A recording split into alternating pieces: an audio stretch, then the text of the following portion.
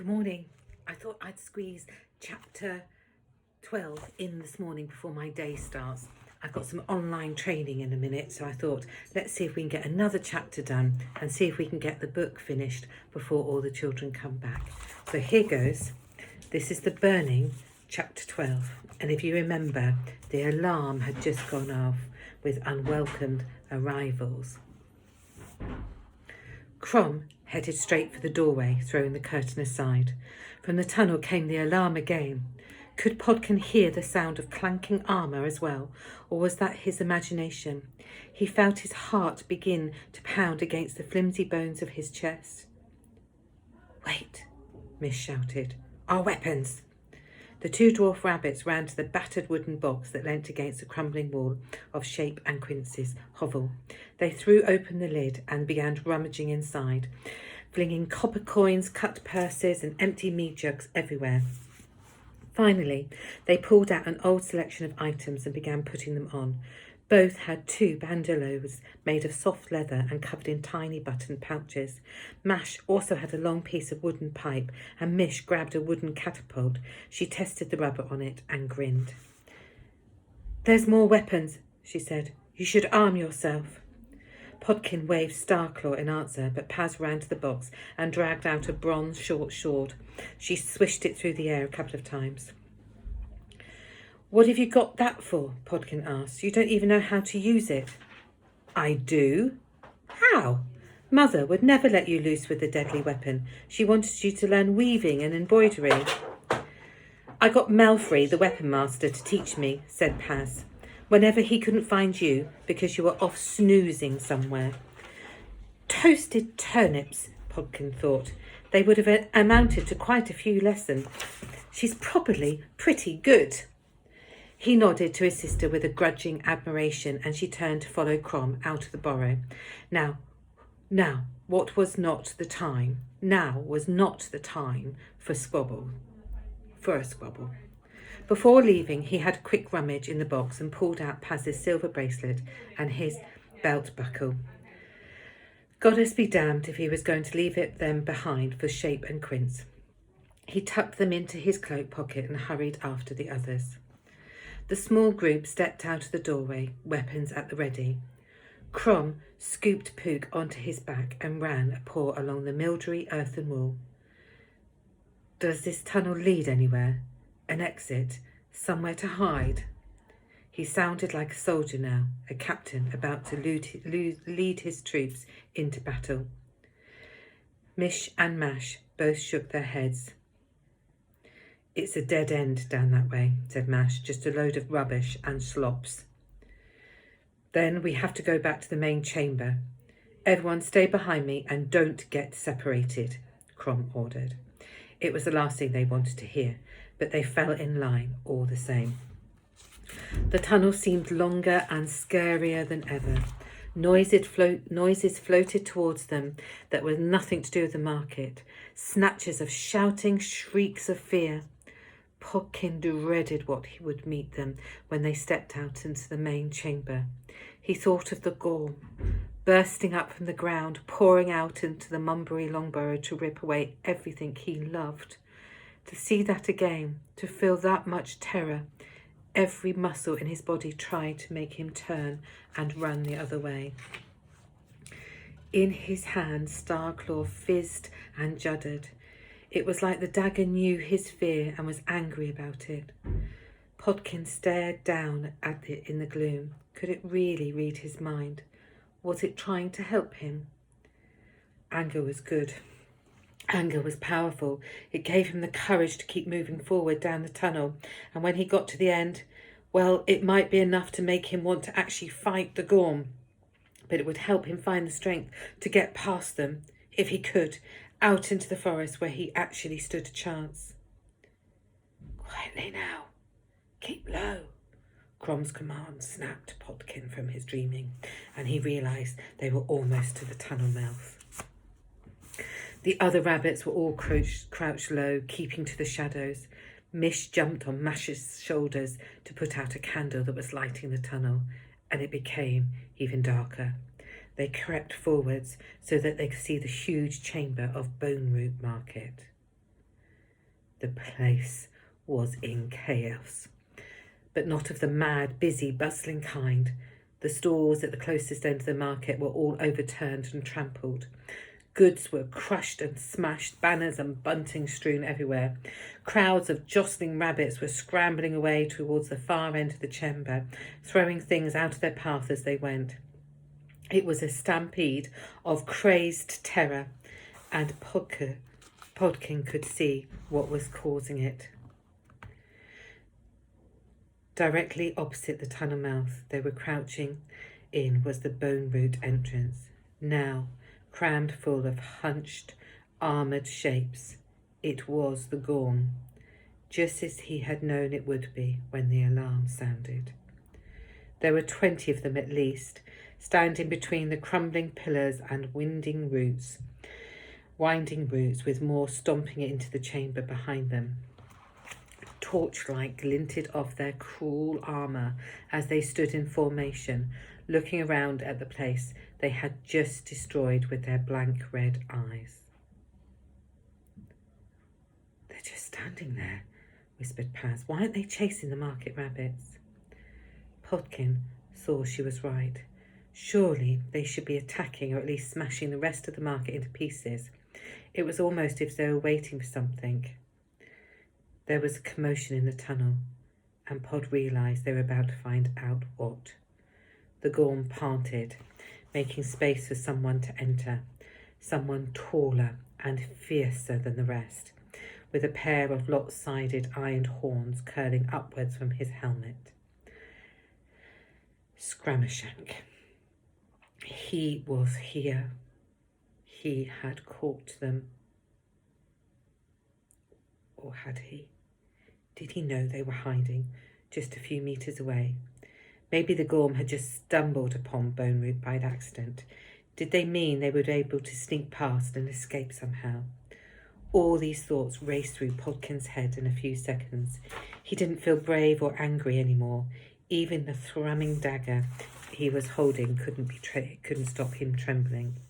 He looked up at Crom with white-rimmed, terrified eyes, waiting for the signal to run for their lives.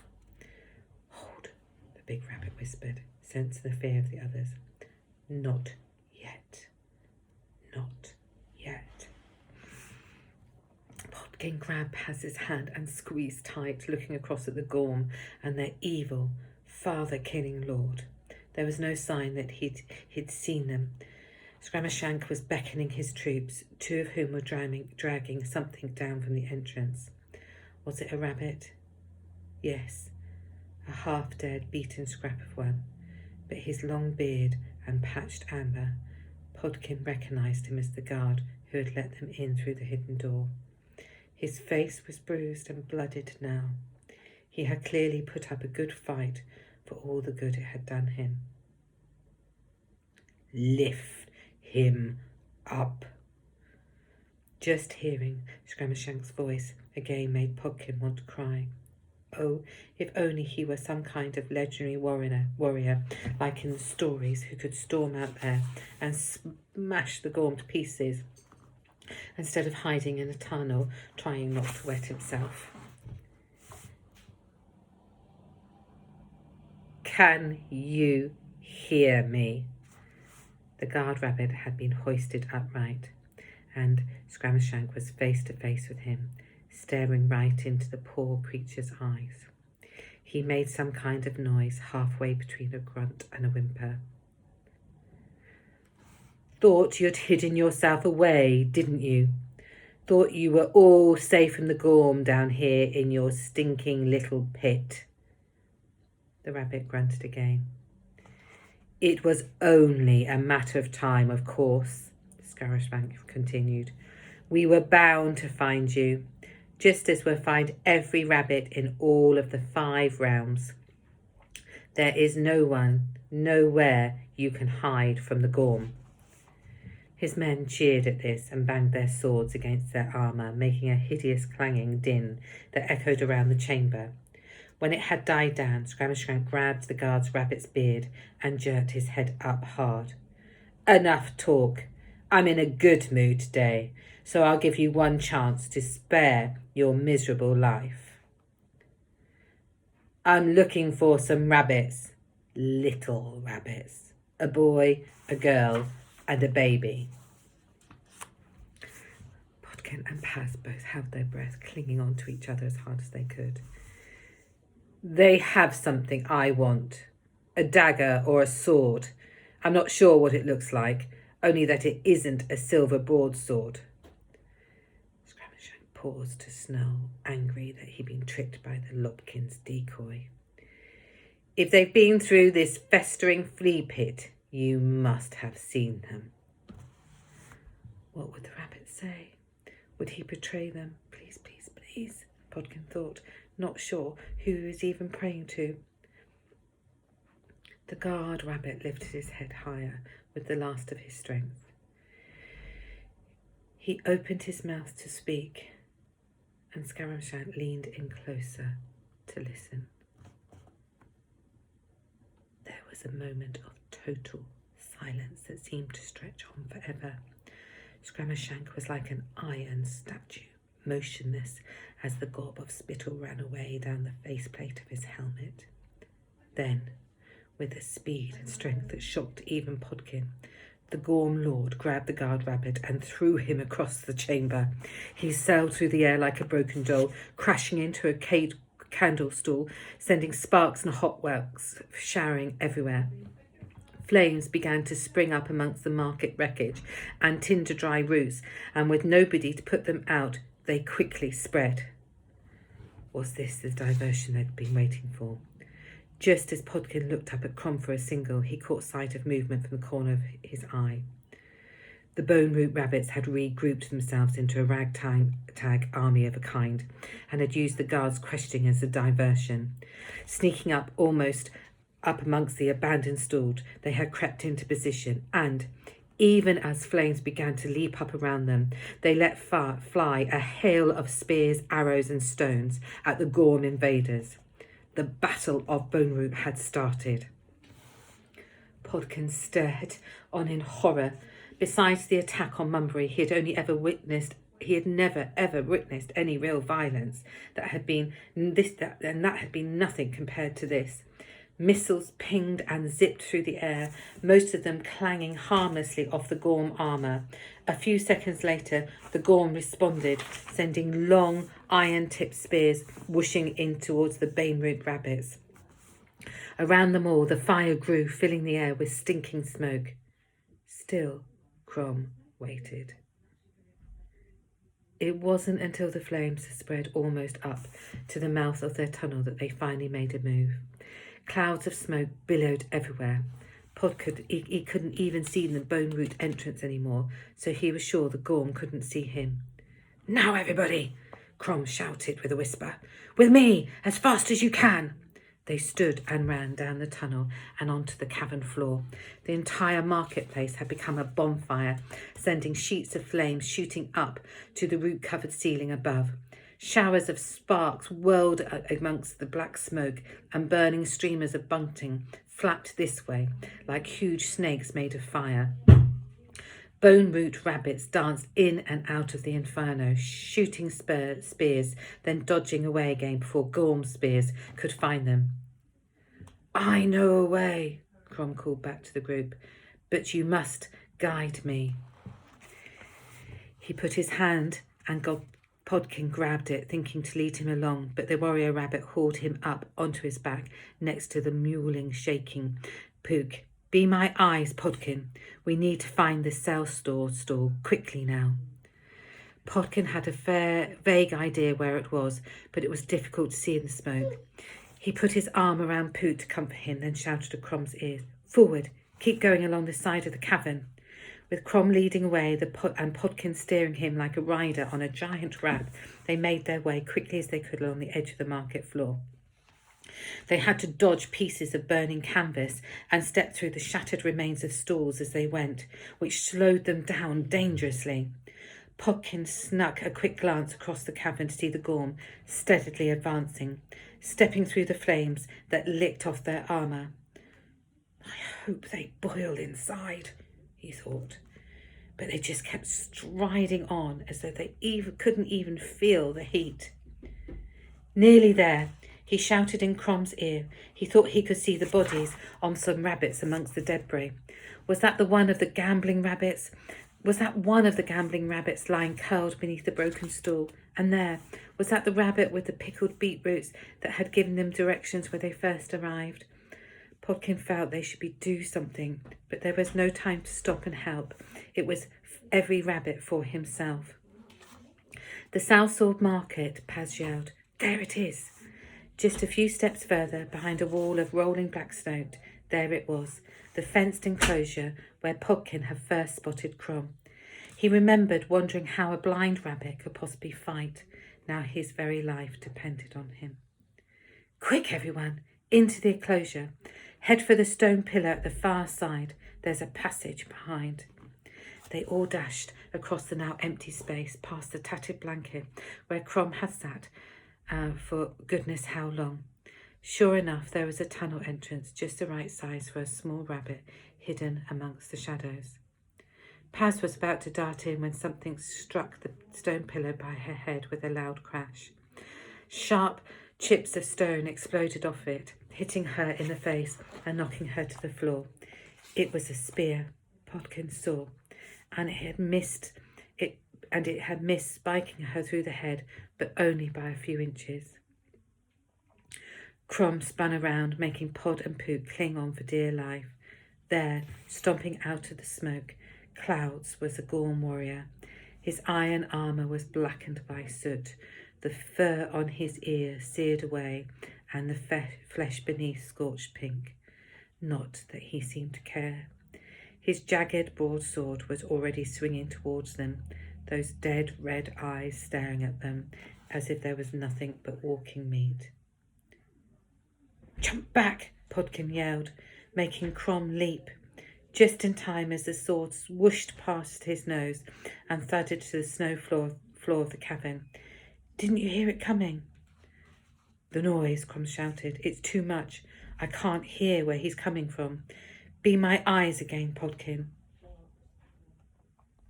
The screaming in the cavern, the roar of burning timber, the wash of red-hot air and stink of smoke, all of these things had dulled the senses. Crom relied on to make up for his eyes. The Gorm had raised his sword high and was coming at them again. Duck, Podkin screamed. Jump right. The broad-sword swished past them both times, missing them by a few whiskers. How could Crom attack if he couldn't sense the enemy? What if another Gorm came to join in? Let's even the field a bit, shall we? Said a voice at Crom's feet. Podkin looked down to see Mish, her catapult stretched back as far as it would go, pointing at the Crom's face. Beside her, Mash had the pipe held to his mouth. They both fired at once, little black balls of something shooting up the armoured head at their attacker and hitting both of their helmets' eye holes at once. The balls exploded, filling the Gorm's eye with black sticky goo that smoked and burned. The warrior roared, dropping his sword, clawing at his face. Now was the chance to hit him. But a blow from Crom would a blow from Crom be enough to knock him off his feet? There needed to be something behind the warrior's feet, something to make him stumble. A memory popped into Podkin's head from nowhere. Playing in the meadows at midsummer with Rusty and Rufus from Redwater, Pod would creep up behind one and crouch down, and then Paz would push them over, sending them tumbling into the soft, sweet grass. Then they would all roar with laughter, like it was the funniest thing in the world.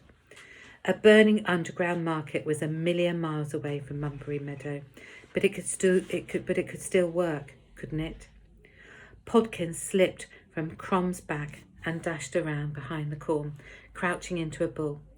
Paz saw what he was doing and joined in too, the pair of them making a decent-sized stumbling block. Hit him now! Crom, Podkin shouted. Kick out, straight ahead of you.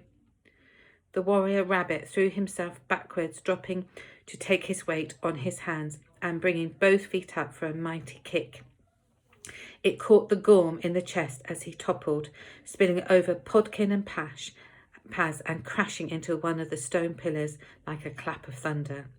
It was like being rolled over by an oak tree, and the two little rabbits were flattened to the hot flagstones, the wind knocked out of them. Looking up to where the Gorm lay wedged in a pillar, Podkin saw cracks appear in the ancient masonry, and up above them there was an enormous groaning sound. But there wasn't time to worry about that now.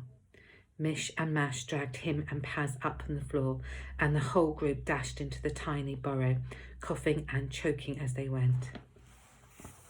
The tunnel zigged and zagged in all directions and was choked with webs of root and dust. After 10 metres or so, it climbed sharply, almost vertically upwards. There were wooden rungs hammered into the hard earth walls, but many were as old as time and simply shattered at their grasping hands. Instead, they had to grab fistfuls of roots to haul themselves up. It was like climbing the inside of a chimney, cramped, lightless, full of suffocating smoke. They scrambled as fast as they could away from the flames and the roaring behind them. At some point, Pook was knocked from Crom's back. The big rabbit was on his hands and knees, his shoulders brushing against the tunnel of the roof. Podkin grabbed him, and with Paz's help, they heaved him up the tunnel between them. Mish and Mash led the way, all of them coughing and choking from the smoke. Finally, they burst out of the darkness and through a mat of overgrown brambles into the evening light. One by one, they collapsed into the snow at the edge of the forest and lay there, panting and grasping. It was like being born into a new world. Podkin grabbed a handful of snow and mashed it into his face. The smoke had turned his eyes into throbbing eyeballs of pain, and his throat stung like they had been rubbed with sandpaper and vinegar. After a few moments, his vision began to return, blurred and watery. They were well inside the tree line, looking out at the wasteland of shrubs and bushes that hid Bone Root. In the distance, they could make out a shape that might be a stone arch where they had entered.